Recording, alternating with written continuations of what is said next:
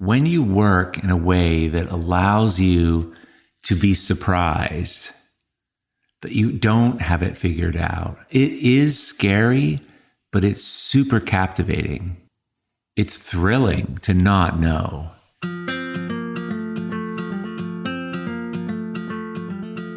So I get a lot of questions sent in regarding this process, this art making journey.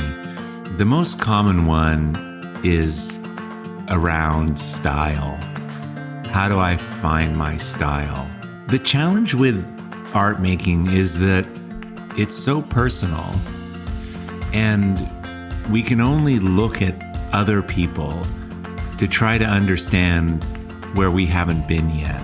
So if we look at Richard Diebenkorn, we can kind of understand the arc of his work. We can look at Picasso and see the common themes running through the work, the thing that makes the style, the thing that makes it possible for us to know, even if we haven't seen a person's art, a particular piece, if we know their style, we can recognize that person. And we say, that's a Picasso for sure. So it's really a mystery, I think, for a lot of people to try to see it in themselves. It's already hard to figure out yourself, to see objectively anything you're making, your art especially, when it's your own. It's much, much easier to know what to do to critique other people's work rather than your own. So this is a big question. This podcast is about journey. It's about different people's journeys, and whether they're a chef or a poet or a writer, where are people going and what's exciting about it, and how can we learn from each other? And so I thought I would just take a few minutes to offer my perspective on it.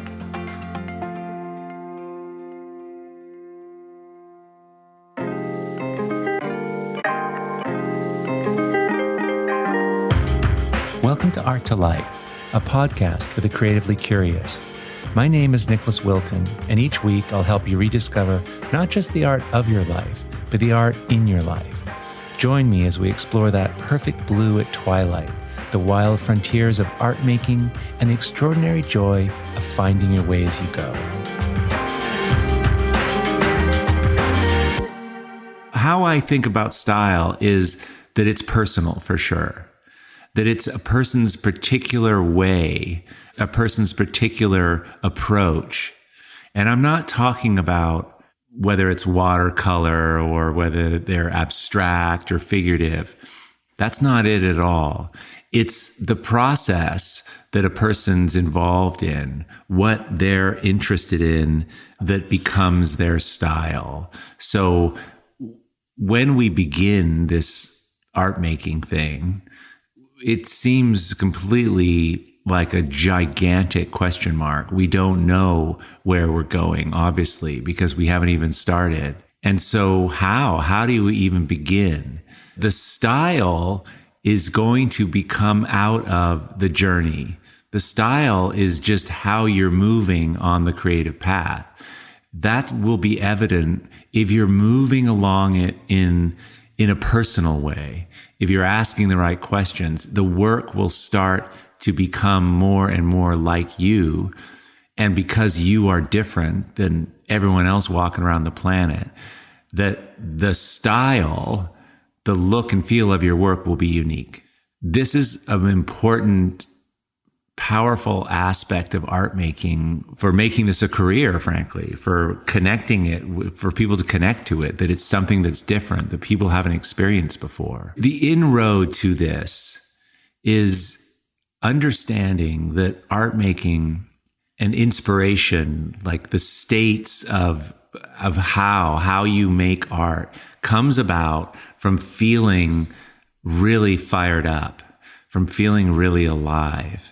And again, it depends on what those things are in your life. But the things that, for example, I love to run, or I love certain books, or every time I go to the aquarium in Monterey, California, God, the colors and, people are drawn into art for millions of different reasons. But usually it's through something that they've experienced that lights them up. People are this way. Hanging around certain people makes you feel excited. And this is the first step to figuring out this style thing. What is it for you in your life, in your past, in your day to day that makes you feel alive? It's not really anything that can be told to you or anything that can be read about and dictated. It's completely personal. When you feel alive, another word for that, what comes out of that is you have energy, you've got fire, you've got juice. That state is the state you need to be in. And I believe is what I teach in order to make art, in order to make personal art. There's an energy, a fire. You need to feel inspired. Inspiration is just extra. You have extra energy from feeling alive, from participating in things, activities, thinking that fires you up. And this extra energy starts the wheels going. That creativity comes as a chain reaction to feeling alive, to becoming inspired, and you want to make things. It's a human attribute that we become creative when we feel this way. That's why if you're bored or if you're a soul-sucking job, like your art suffers. You have to be optimized in order to do this. And it's different for everyone how they do it. And so that's the first order of the day. Forget about style. Style's going to come. That'll come. That's just the evidence of this kind of work that's made over time. So when we feel inspired, that overflow is called creativity. And the first order of the day is to realize and really get that everyone has this capacity, that creativity it's just part of our operating system. Can we forget? Yeah. Do people never touch this in their whole lives? Yeah. Many, many, many people won't ever experience this or understand that it's part of themselves. And that they get stuck. We get stuck for years at a time. It's like we go into a hibernation state. Being in those places, trying to plan an art career or figure out what your style is ahead of time without making anything, without being in those states, it might work to, if you're going to become a dentist or something and you need to go to this school, then you do this, then you do this. That I guess you can kind of plan things like that, but you can't with art. You can't game this. You can't take someone else's style and pretend it's yours and stick with it, because it won't bring you alive, because it's not the right fit for you. It's kind of great in a way. I mean, I teach a lot, and have taught thousands of people, and I've got a particularly, I just draw things a certain way, and my work's it's got shapes in it. And I notice that for sure people think I'm teaching that thing. I'm not. I'm teaching principles, but it's okay. People will kind of copy for a little while, but I'm never really that worried about it, because it won't stick. It's not interesting to people. Diebenkorn has already been done. To do them again might feel kind of comfortable for a while, but it won't hold your interest. And it certainly won't hold the market's interest. Truly, if you're trying to do something that's yours, you have a much better chance of really knocking it out of the park, because you feeling alive, that state is craved. People want to feel alive. They desire that.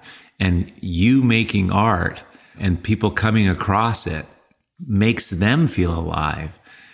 things people haven't experienced before is so refreshing. It's just like, if you've got a day where you're inside and then you go for a walk, that walk is going to make you feel alive. The differences in your day and your art becomes just like this in the world.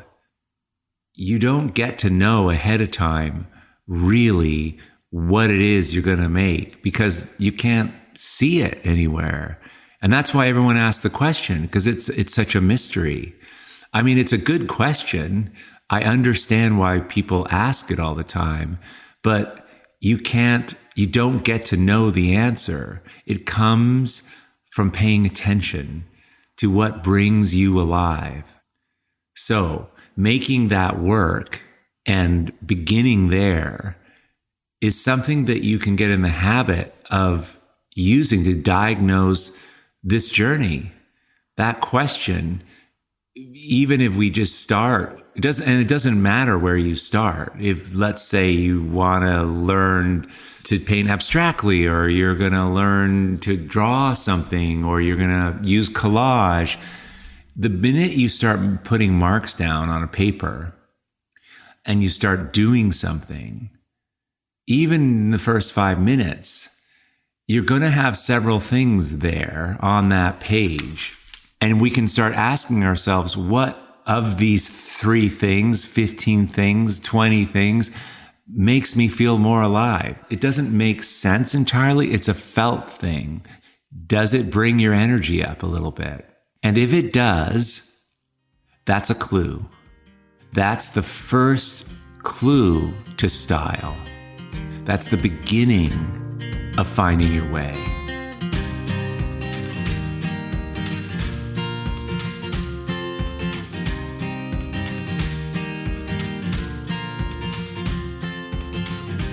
So you follow these. You do a picture, you do another one, and one's good and one's not so good, and you don't know what you're doing, and you study with a teacher, and sometimes it's a lot better, or you really love something you've made. And again, this changes. You make something you love, and three days later, you're not going to like it because you're improving so quickly. But if you're making work and you're doing it in a sequence with some regularity, you'll start to notice there's aspects of it, parts of it even, that have more energy than other parts. And when you experience that, you want to do more of that.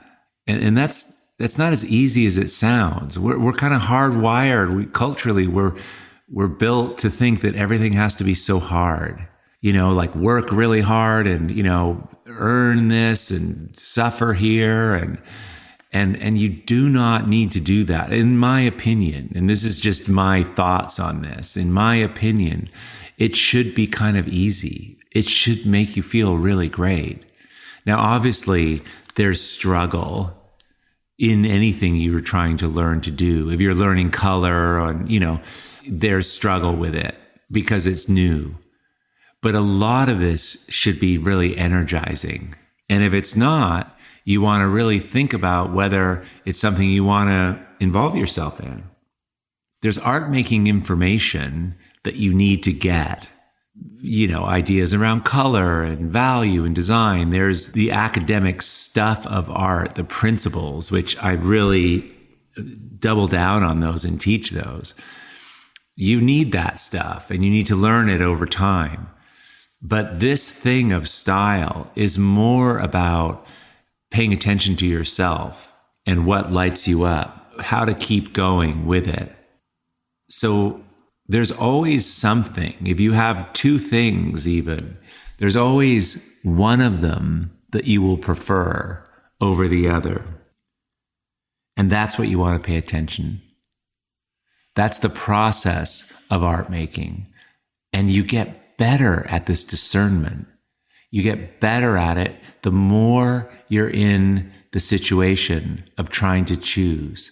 This is something that I didn't really understand. It took me many years to get this, that as an artist, because we're looking at this and we're looking at that and we're comparing them, And we're asking ourselves, which one should I go into more?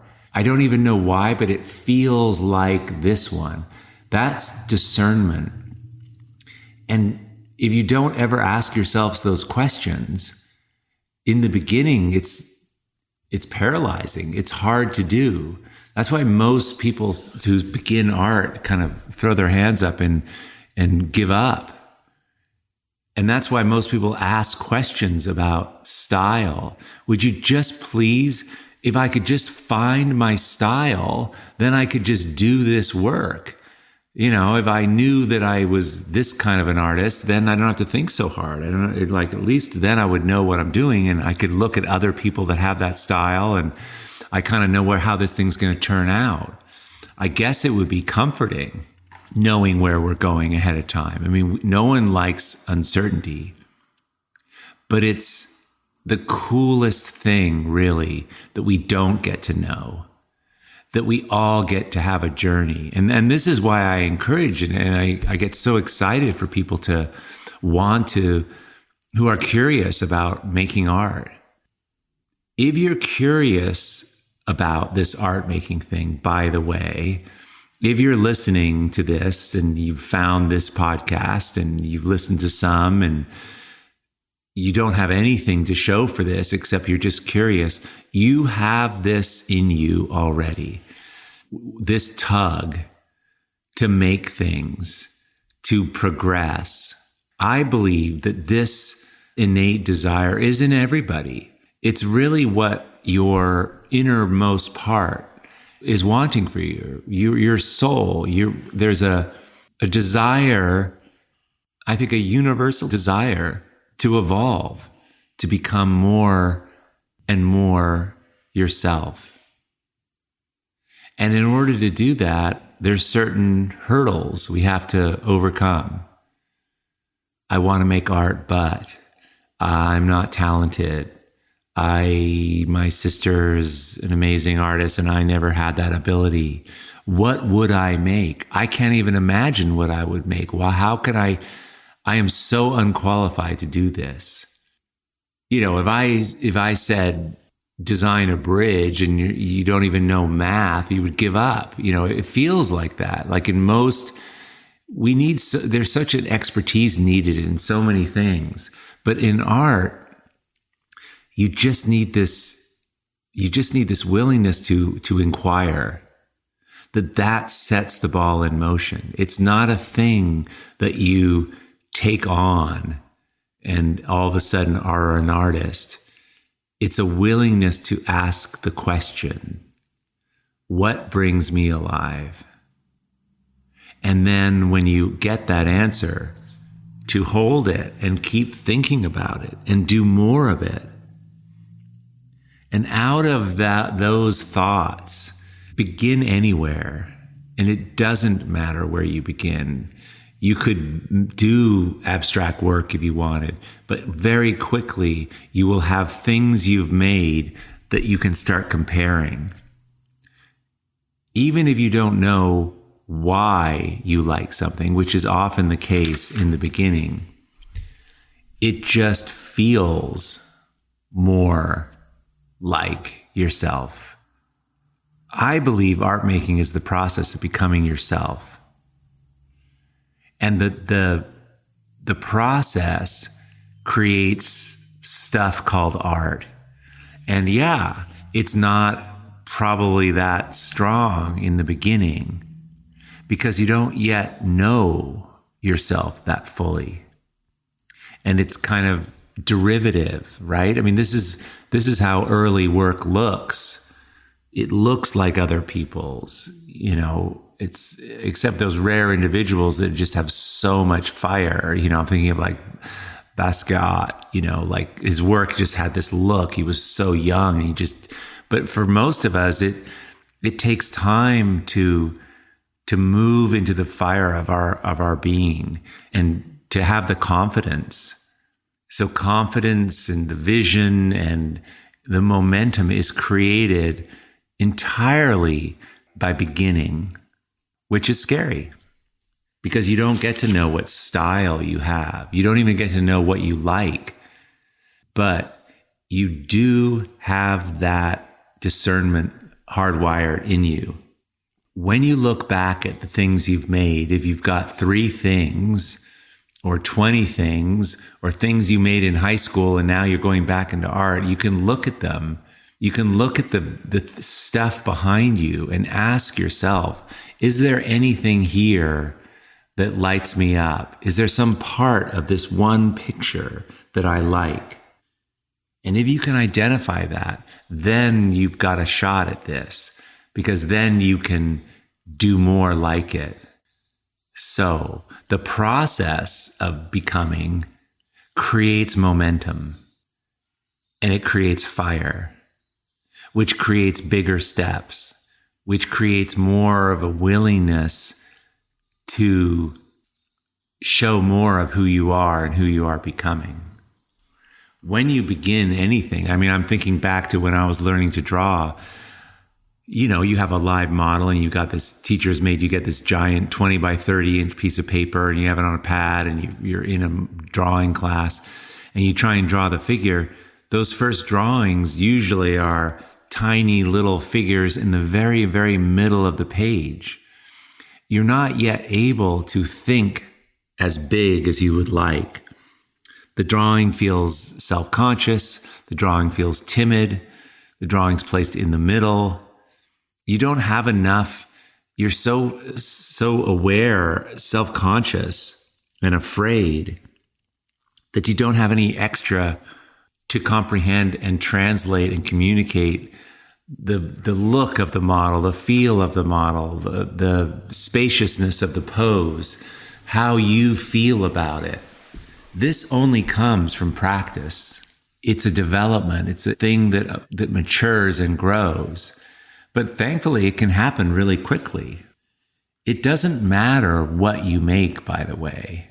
If you're interested in making music or a garden or paintings or a podcast, or progress happens in the most beautiful way if you allow yourself, give yourself a little bit of the latitude of letting something unfold without knowing its direction. If you go back to the very beginning, the first episode in this podcast, I said that, like, I don't actually know. I really wanted to do this, but I didn't know what it was going to become. I didn't know I would interview so many people, and it's still forming, but that's why it's so exciting. The scenario, the setup for this is so in your favor. Because here's the thing, when you work in a way that allows you to be surprised, that you don't have it figured out, it is scary, but it's super captivating. It's thrilling to not know. And we want to have that energy in the work. When you don't know what you're doing, there's some fabulous benefits to that.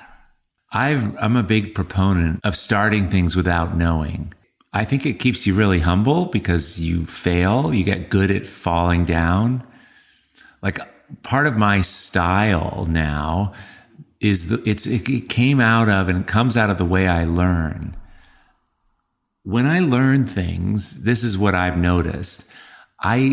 If people tell you, oh, well, if you're going to learn to, let's say, kite surf, which is something that I've been working on, you don't want to do this because that's not good. You don't want to do this. And if you're not careful, this could happen.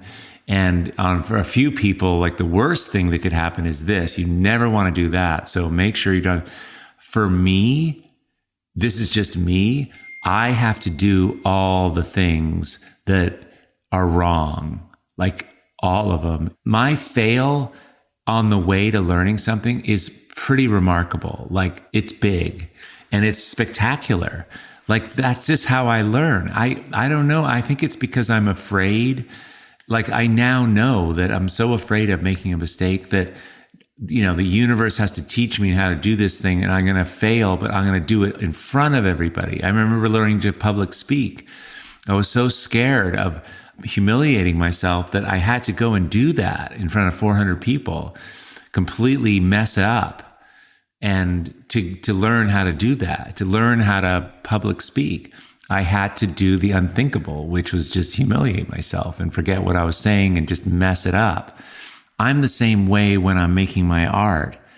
When I start feeling complacent, when things start getting like I kind of know how things are going to turn out, I now realize that that's when the work starts slipping, when the sales will start declining, when the show invitations will stop.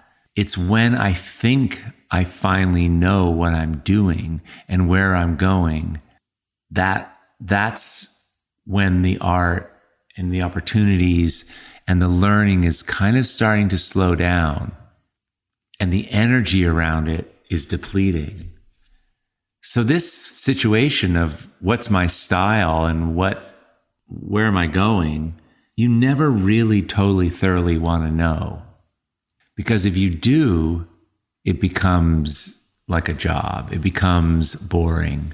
We need to feel alive all the time, or at least have that opportunity when we engage in our art making, that our art making can become a source for us to feel more alive. And then that overflows not just into our art, but it overflows into our life. It impacts our relationships. It changes everything. It changes how you walk home. It changes how you talk to people. It changes how the things you buy, the things you return, the movies you watch, everything's looked at through this lens of curation. What it is that brings you alive. And why? Why do you continue to do things if they don't? And that's a really good question. Because you get to choose, you get to curate. And when you do, you become more optimized and your art gets better. You get better. And I love that. I love that this project called life and art isn't fixed.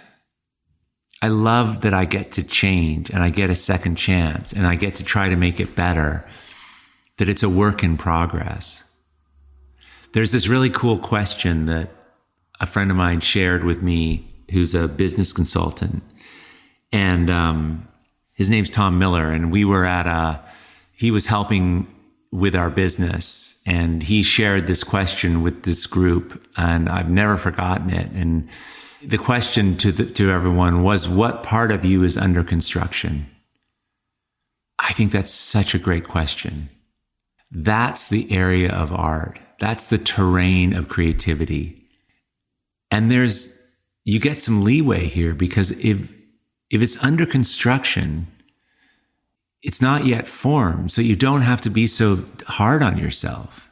That's the question. That's what I'm answering always when I'm making my art, where I'm walking towards, and I'm not entirely sure. Now, when you get a little ways down this path, you have a lot of things behind you, a lot of art. You have a show, you have galleries, you have old work, you have a lot of old work. You can scroll back in your Instagram, you can look at 5 years ago what you were making. And in time, when you look back at the things, it starts to give you information. It does start to give you a kind of overview. And it's through looking at these things behind you that you can start to get a sense, this arc of work and expressions that can start to give you clues as to where this thing's going, at least the direction, by looking at what's behind you. But it's not set. It'll never be set, or it never should be set. I sort of think the moment you think you know how this is going to turn out, is it at risk? Your practice is at risk. There's some kind of cool ways to be in this uncertainty that I want to speak to, because the news I'm sharing isn't there is no answer. There's no easy answer or an answer that's available about style and about where you're going. It's the doing that's going to just make it evident. and that there's a degree of uncertainty that we just need to embrace. But there's a way of approaching all of this that I think is helpful. The mental place, if you can let go of believing that some people are talented and some people aren't, which is not true. Creativity, talent, all of those things, everyone has them in equal measure. It's just whether or not they want to pursue them. I've spent my whole life doing art and teaching art. And trust me, this is available. If you're interested, if you're asking these questions, if this inquiry seems worthwhile to you and you want to know what it is that you could make in this lifetime, in this time, and that's exciting to you, which, I mean, I think it's the point of us being here, but if there's energy around that idea, you can do this.